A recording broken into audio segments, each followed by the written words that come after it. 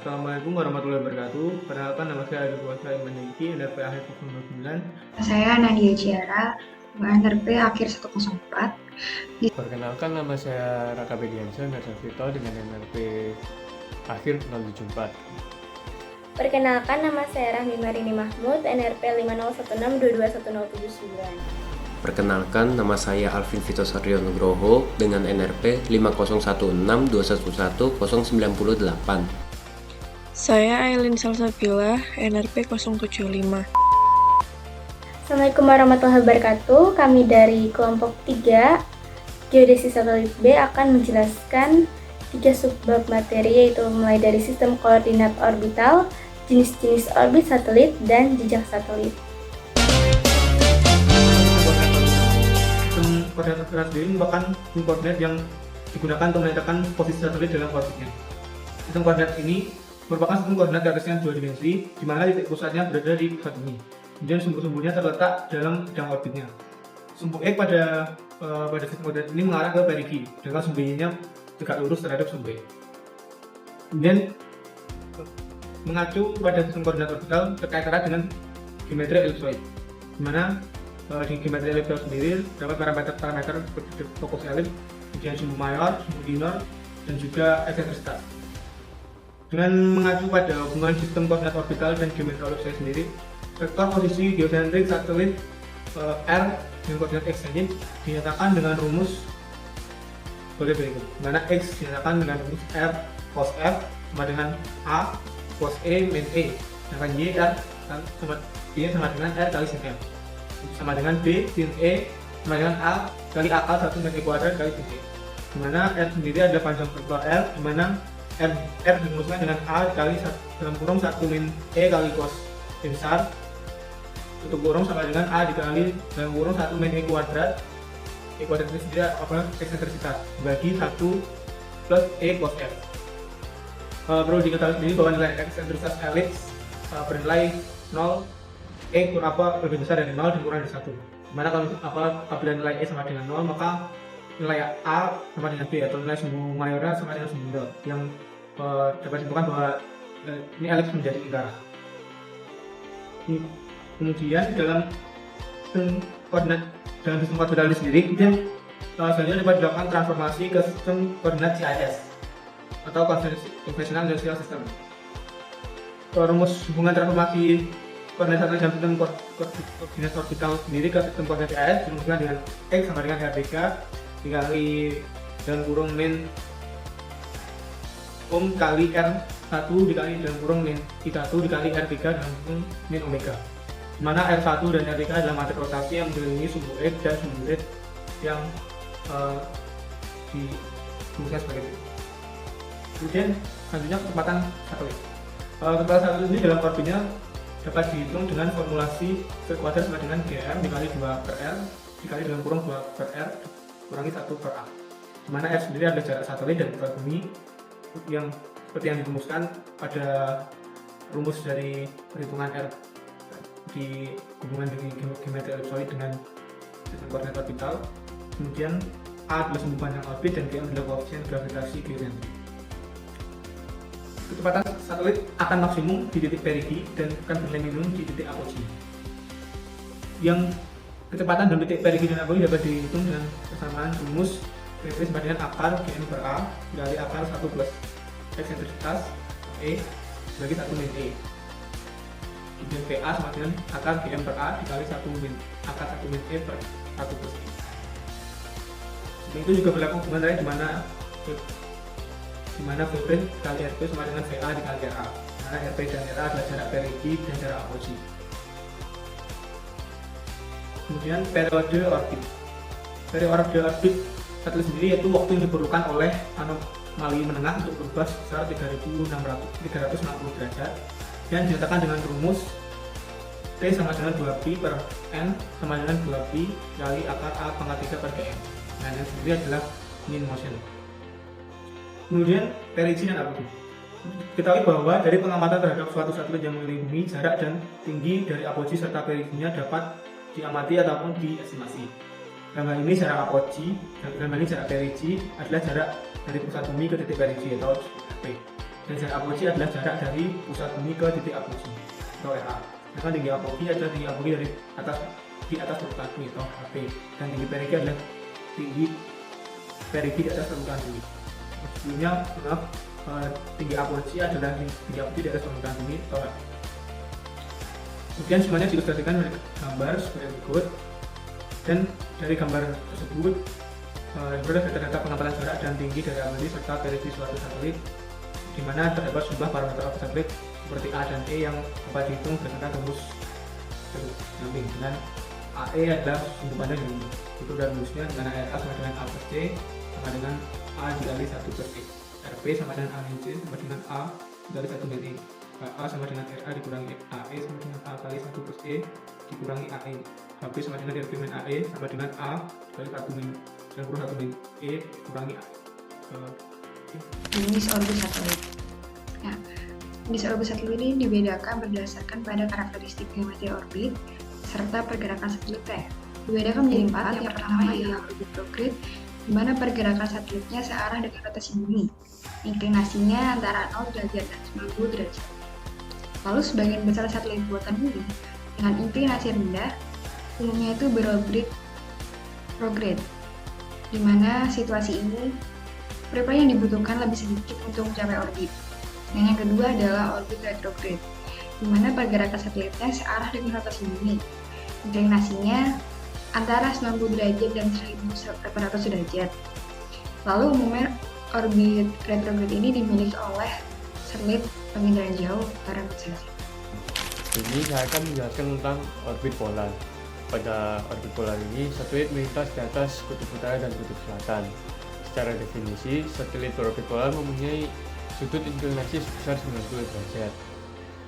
Pada orbit ini juga, biasanya satelit terjadi penyimpangan pada satelit dalam rentang 20 hingga 30 derajat dan masih dapat digolongkan sebagai orbit polar. Biasanya, orbit polar ini adalah satelit yang memiliki orbit rendah atau low Earth orbit dengan ketinggian antara 200 hingga 1000 km. Karena satelit ini bergerak dari utara ke selatan, sedangkan bumi bergerak dari barat ke timur, seperti pada gambar yang ada di PowerPoint ini. Jadi satelit ini cocok digunakan untuk pengamatan permukaan bumi atau memetakan seluruh permukaan bumi.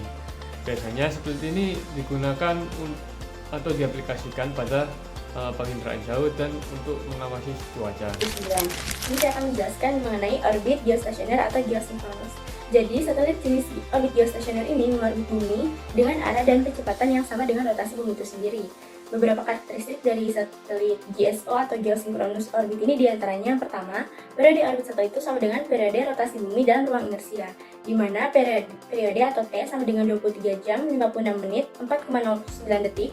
Lalu yang kedua, menerapkan hukum Kepler 3 untuk mendapat sumbu panjang orbit atau nilai A, di mana A sama dengan akar ketiga dari GM per 4T kuadrat dikali T kuadrat, dengan nilai mendekati 42.165 km. Lalu yang ketiga, ketinggian dari orbit satelit ini sekitar 35.787 km di atas permukaan bumi. Lalu yang keempat, dia hanya berorbit pada orbit ekuatorial, di mana I sama dengan 0 derajat.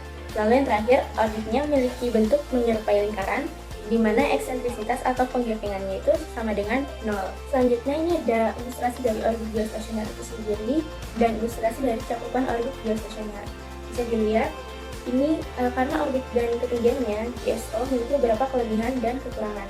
Dari orbitnya itu kan berbentuk seperti lingkaran, dan bumi itu berbentuk menyerupai ellipsoida, dengan nilai A sama dengan 42.165 km.